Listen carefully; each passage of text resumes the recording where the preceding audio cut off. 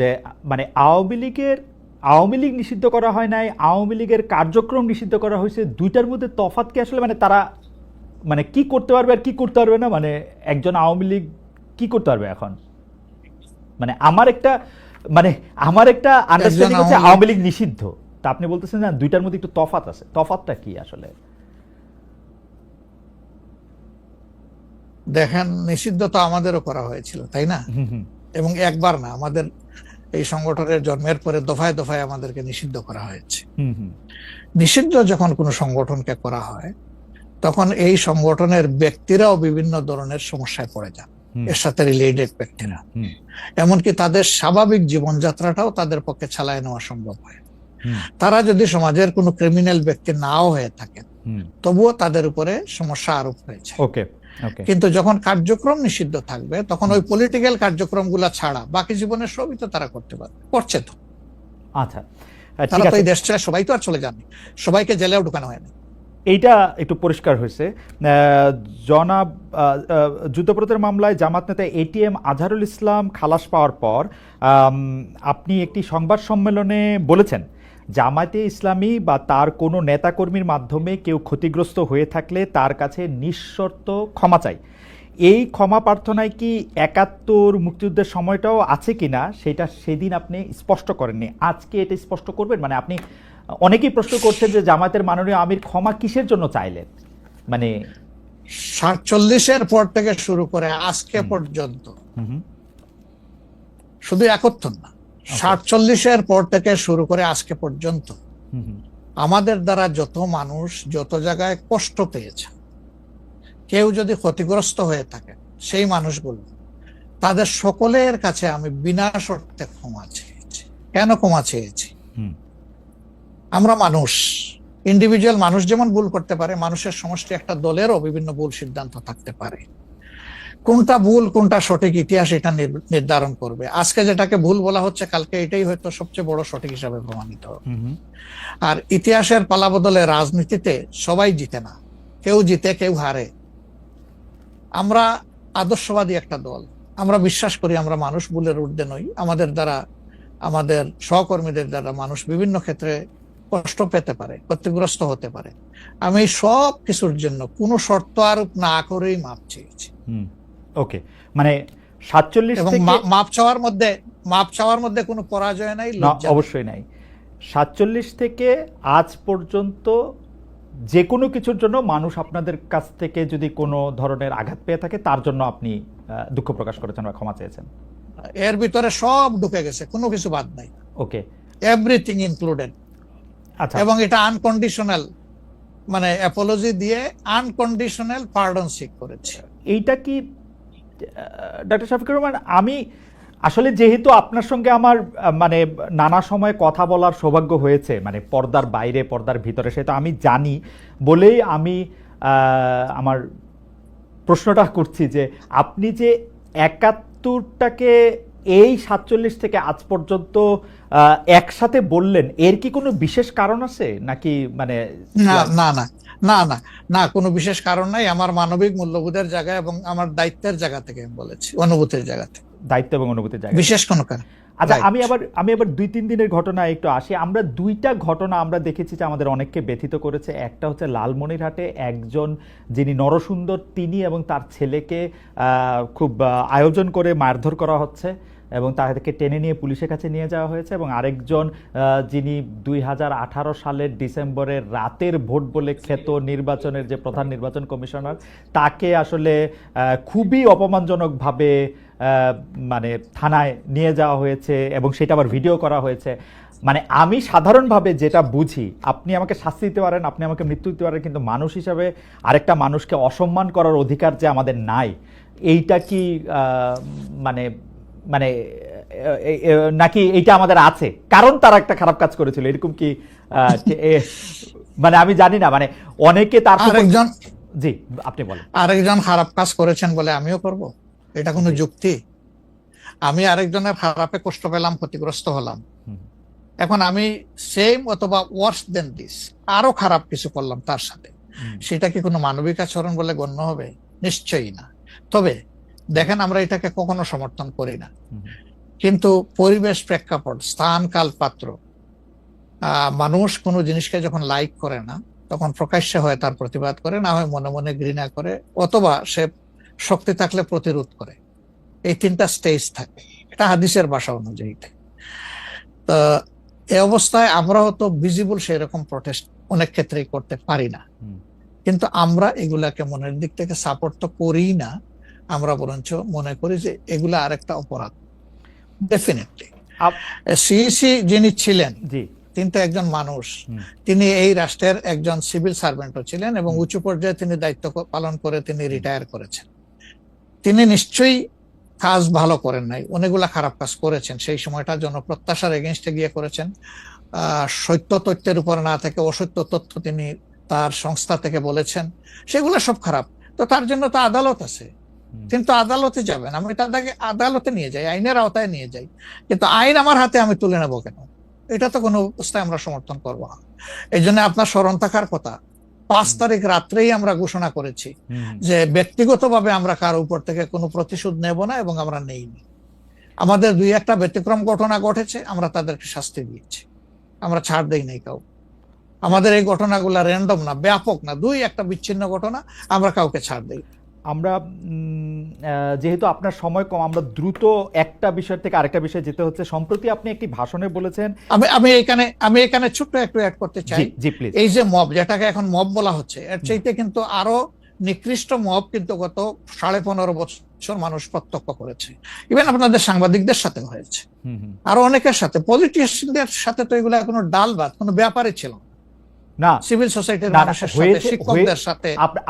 কিন্তু ওইগুলা দিয়ে আমরা এটাকে জাস্টিফাই করতে চাই হয়েছে বলেই আমরা সবাই মিলেই কিন্তু এগুলি প্রতিরোধ করেছি, প্রতিবাদ করেছি। আসলে যে যার জায়গা থেকে প্রচন্ড ভাবে প্রতিবাদ করেছে। আমার মনে আছে ডয়েচে ভেলেতে থাকতে আমি একবার শেখ হাসিনার নাম করে এতবার বলতেছিলাম যে কেন তিনি এটি করবেন, কেন তার এটি সমালোচনা করা যাবে না, এবং কেন তার এটা, মানে আমার মনে আছে যে মানে আমার সাংবাদিকতায় আমি কোনো সময় অ্যাক্টিভিজম করতে চাই না বা অ্যাক্টিভিজমের জায়গা থেকে, কিন্তু এইগুলির প্রতিবাদ আমরা সবাই মিলেই আসলে করেছিলাম, যে যার অবস্থান থেকে। এখনো আমাদেরকে করতে হবে, কিন্তু এখনো যদি আমরা সেই জায়গার মধ্যেই থাকি এবং কেউ কেউ আমরা এটা বলি যে তারা করেছে সেজন্য এটা ঠিক আছে, সেইটার ব্যাপারে আপনার কাছে বিচার দিতে চাইছি। প্রশ্নই ওঠে না, এটাকে সাপোর্ট করা যাবে না। আরেকজন অন্যায় করেছে তাই আমি আরেকটা অন্যায় করবো, এটা চলবে না। আর তাইলে আমরা ভালোর দিকে আগাবো কিভাবে? অ্যাবসলিউটলি আমরা আগাতে পারবো। আপনি সম্প্রতি এক ভাষণে বলেছেন, আরেকটা প্রসঙ্গে যাই, যে সেই গণতন্ত্র হালাল যার মাধ্যমে আল্লাহর বিধান কায়েম করা যাবে, বুলেট নয় ব্যালটের মাধ্যমে যেতে হবে। এটা আপনি বলেছেন হাদিসের রেফারেন্স দিয়ে। আপনার এই বক্তব্যের প্রতিবাদ করেছেন মুফতি ডক্টর সাইয়েদ মোহাম্মদ এনায়েতুল্লাহ আব্বাসী সিদ্দিকী। রবিবার ফেসবুক এক পোস্টে দাবি করেছেন যে তিনি হাদিসের সুস্পষ্ট অপব্যাখ্যা করেছেন। আপনি এক লাইনে আবার একটু ব্যাখ্যা দিবেন কিনা? আমি হাদিসের দেই নাই, আমি বলেছি যে ডেমোক্রেটিক যে প্রসেসটা, এটা রাসূল করিম সাল্লাল্লাহু আলাইহি সাল্লামের পরে যারা রাষ্ট্র পরিচালনা করেছেন খোলাফায়ে রাশিদিন, তাদের সময় ছিল, এবং এটা বাস্তবতা আমরা সবাই জানি। হযরতে ওমর খুতবা দিতে দাঁড়াইছেন, সাধারণ মুসল্লি বলছে আমি আপনার খুতবা শুনবো না। কেন শুনবেন না? কয় যে আমরা কুশাগার থেকে কাপড় পাইলাম, আমার কাপড়ে লম্বা জামা হইলো না, আপনারটাই লম্বা জামা হইলো কেমনে? এই তো সেম কাপড় দেখতেছি। তখন তিনি তার ছেলে আব্দুল্লাহ ইবনে উমরকে বলেছিলেন, বাবা তুমি এবার জবাব দাও। তিনি দাঁড়াইয়া বললেন যে দেখেন, বাবা তো রাষ্ট্রের দায়িত্বশীল, তার সাথে বিভিন্ন বিদেশি প্রতিনিধি দল আসে, রাষ্ট্রের সম্মানে আমি বাবাকে বলেছিলাম যে বাবা আমাদের পোশাক 2 টুকরা করে কাটার দরকার নাই, আপনি অনুমতি দিলে আমি কুশাগারকে রিকোয়েস্ট করতে চাই যে আমাদের 2 পিস না কেটে দিয়ে দেওয়ার জন্য, সেটা দিয়ে আপনি জামা বানাবেন। তো আমার বাবা এবং আমার 2 পিস মিলে উনার 1 পিস হয়েছে, এবং তাই উনার জামা লম্বা। তো লোকটা বসে আল্লাহ শুকরিয়া আদায় করে বললেন যে খলিফাতুল মুসলিমিন, এবার আপনি আপনার খুতবা দেন, আমি শুনবো, মন ভরে শুনবো। তো এই দেখেন, এটাই তো বিউটি অফ ডেমোক্রেসি। ওই যে আপনি ফ্রিডম অফ এক্সপ্রেশন বললেন, এর চাইতে ভালো ফ্রিডম অফ এক্সপ্রেশন কোথায় পাবেন আপনি? আমি বলেছি যে না, গণতন্ত্র হচ্ছে এটা কোনো ইজম না, এটা আপনি নিজেও জানেন। গণতন্ত্র কোনো মতবাদ না, it's a way to establish your ism. আপনি যেটা চয়েস করেন, এটা ক্যাপিটালিজম হইতে পারে, সোশ্যালিজম হইতে পারে, কমিউনিজম হইতে পারে, এরকম যেটাই হোক সেটা আপনি করবেন, কিন্তু এটা একটা ওয়ে, এই বাহনের উপরে আপনি চড়ে যাবেন। সেটা যদি আল্লাহর দিন কায়েমের উদ্দেশ্যে হয় তাহলে অবশ্যই এটা মুসলমানদের জন্য হারাম হওয়ার কথা না। এখন আমার কথার সাথে তো ডিফার করতেই পারেন, উনি একজন লার্নেড মানুষ, আমি তাকে রেসপেক্ট করি এবং কারো ডিফারেন্সটাকেও আমি রেসপেক্ট করি, কারণ এটা না হলে তো আপনার ফ্রিডম অফ এক্সপ্রেশন থাকবে না এবং মাল্টিকালচারাল সোসাইটিও বিল্ড আপ করা সম্ভব হবে না। আচ্ছা, অ্যাবসলিউটলি ফাইন। আচ্ছা, আপনি শুক্রবার একটা দলীয় কর্মসূচিতে বলছেন যে দিন কায়েমের চেষ্টা বা প্রচেষ্টা ঐচ্ছিক নয়, মুমিনের উপর ফরজ। আরবার আপনাদের দীর্ঘদিনের একটা স্লোগান হচ্ছে এরকম, আল্লাহর আইন চাই। এখন একটি নতুন প্রচারণা, মানে অনেক দলকেই ক্ষমতায় দেখাচ্ছে, মানে জামাত ইসলামের একটা নতুন প্রচারণা এরকম যে অনেক দলকেই ক্ষমতায় দেখা হয়েছে, জামাতকে একটিবার সুযোগ দেওয়া হোক, আপনারা যদি নির্বাচনে জিতে ক্ষমতায় যেতে পারেন তাহলে কি বর্তমান ব্যবস্থা পাল্টে কোরআন সুন্নাহ ভিত্তিক শাসন বা শরিয়া আইন, শরিয়া ব্যবস্থা চালু করবেন? আসলে দেখেন, কোরআন সুন্নাহ ভিত্তিক মানে অনুশাসন যেটা, এটার ব্যাপারে সমাজের পারসেপশনের ভিন্নতা আছে। আমাদের বাংলাদেশের যে সংবিধান আছে, এই সংবিধানের অনেকগুলা আর্টিকেল, অনেকগুলা ধারা উপধারা কোরআনের সেন্সের সাথে পুরোপুরি মিলে যায়, এটার সাথে কোনো ডিফারেন্স নাই। আবার কিছু কিছু ধারা আছে সেখানে কনফ্লিক্ট, কন্ট্রাডিকশন আছে।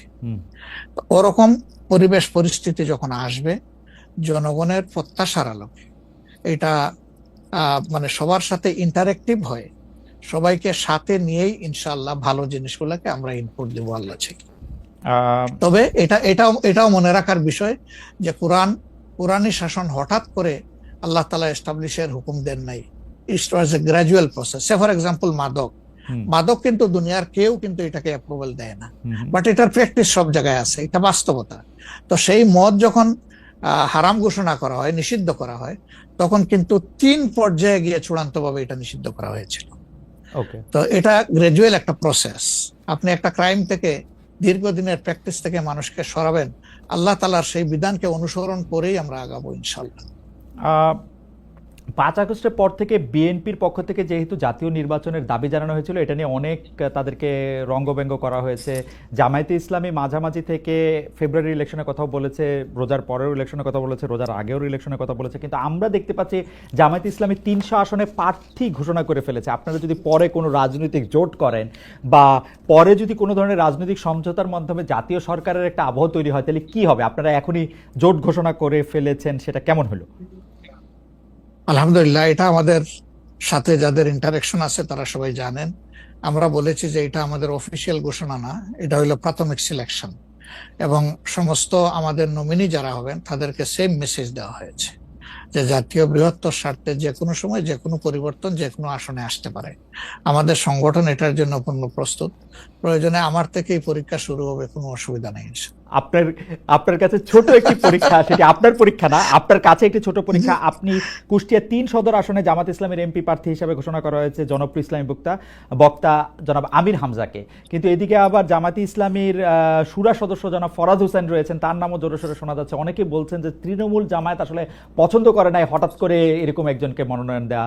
এই বিষয়টাকে আসলে আপনি কিভাবে দেখেন? শুধু জনপ্রিয়তার জন্য না, নট দ্যাট। আমরা যখন কোনো জায়গায় নমিনি সিলেকশন করি তখন 2টা জিনিস আমরা বিবেচনায় নেই। একটা হলো যে এই নমিনির ব্যাপারে স্থানীয় সংগঠনের যারা নেতাকর্মী আছেন তাদের দৃষ্টিভঙ্গি কি, 2 নম্বর হচ্ছে জনগণের দৃষ্টিভঙ্গি কি। এই 2টা বিষয়কে আমরা বিবেচনায় নিয়েই প্রার্থী সিলেকশন করি। এবং এটা যেগুলা শুনতেছেন, অনেক সময় আমাদেরকে অতি ভালোবাসেন যারা, ওই যে আপনি একবার আমাকে জিজ্ঞেস করলেন যে আপনাদের ব্যাপারে এত বিরোধিতা করে কেন, আমি বলছিলাম যে তারা অত ভালোবাসে তো অনেক বেশি, এই জন্য আমাদেরকে নিয়ে কসলাইতে হবে। জনাব আমির হামজার বিরুদ্ধে যে দুটি বক্তব্য বেশি সামনে আসছে, তিনি একবার বলেছিলেন যে তার 14 গোষ্ঠী সবাই আওয়ামী লীগ করেন। 2 নম্বর হচ্ছে যে এই জুন মাসেও জনাব আমির হামজা নিজ এলাকায় মোটরসাইকেল শোডাউন করেছেন, যেই শোডাউনের রাজনীতি অ্যাপারেন্টলি আপনারা উৎসাহ দেন না, কিন্তু তাকে এটি করতে দেখা যাচ্ছে। হ্যাঁ, আমরা তার দৃষ্টি আকর্ষণ করেছি। ওকে, আমরা এই ব্যাপারে দৃষ্টি আকর্ষণ করেছি যে পাবলিক ইনকনভিনিয়েন্স হয় এমন কোনো কাজ আমরা করব না, যত দূর সম্ভব এটা আমরা অ্যাভয়েড করে চলবো। এটা আচ্ছা, আমরা আরেকটা প্রসঙ্গে আসি যে লন্ডনে ডক্টর মোহাম্মদ ইউনূস এবং জনাব তারেক রহমানের বৈঠকের পর যৌথ বিবৃতির প্রসঙ্গে জামায়াতে ইসলামী একটা শক্ত অবস্থান নিয়েছে। তারা বলেছে যে বৈঠককে তারা স্বাগত জানিয়েছেন, কিন্তু যৌথ বিবৃতিটা তারা পছন্দ করেন নাই। এই কারণে জাতীয় ঐক্যমত্য কমিশনে তাদের অংশগ্রহণও তারা একদিনের জন্য বয়কট করেছেন, মানে আপনারা বয়কট করেছেন।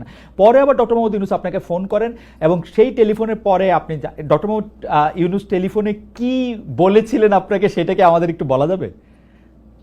না, উনি আসলে সেখানকার পরিবেশটাই তুলে ধরেছেন সামগ্রিকভাবে যে কেন উনি এটা করতে গেলেন। আমাদের কনসার্নের জায়গা ছিল যে তিনি নির্বাচনের একটা টাইম লাইন, ডেট না, একটা টাইম লাইন ঘোষণা করেছিলেন যে এইটা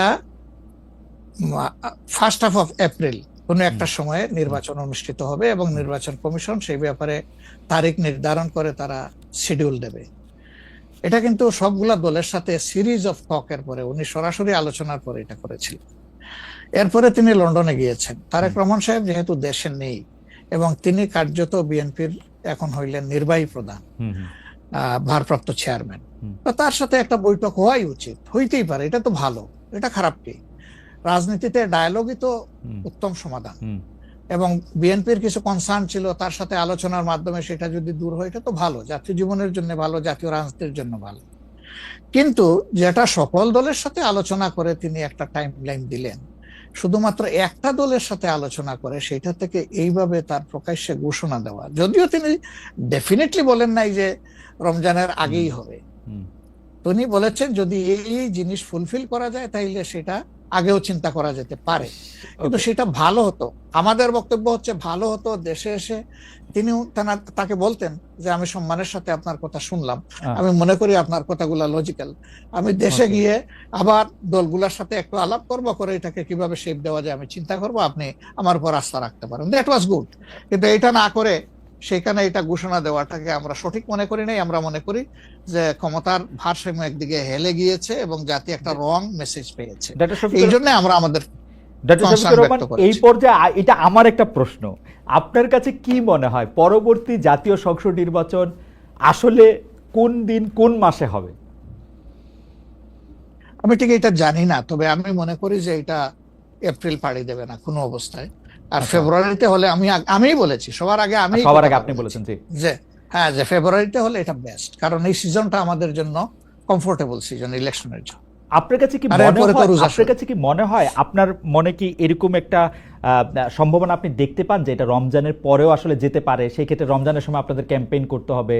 বেশিরভাগ সময় আমরা দেখি যে রমজানের সময় ধর্মপ্রাণ মুসলমানদের অনেকেই আসলে দুনিয়াবি কোনো জিনিসের মধ্যে থাকতে চান না, সেই ক্ষেত্রে ভোটের মানে এখনো কি? আমার মনে হয় যে রমজানে তো আমরা সব ধরনের সব কাজই তো করি, কাজ তো আমরা বাদ দিই না কোনো, রাইট?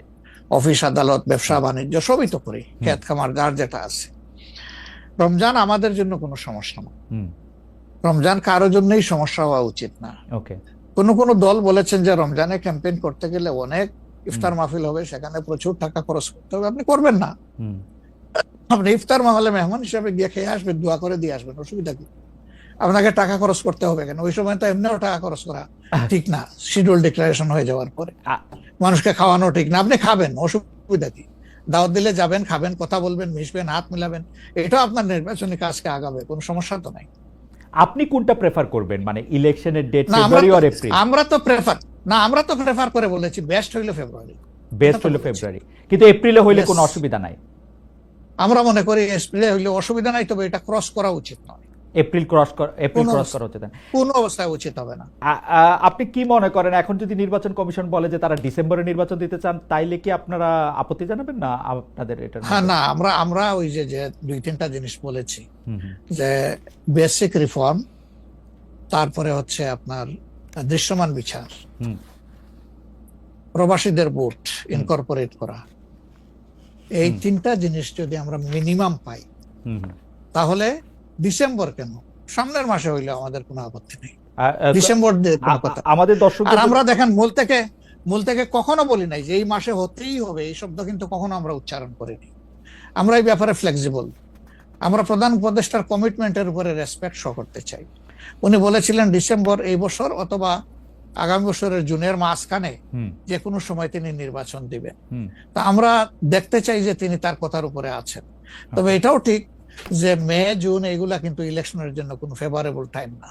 ওকে ইভেন এপ্রিলটাও একটু কষ্ট হবে, এই ব্যাপারে বলার অপেক্ষা রাখে না। ওকে ফেব্রুয়ারির চাইতে এপ্রিলে কিন্তু একটু কষ্ট বেশি হবে।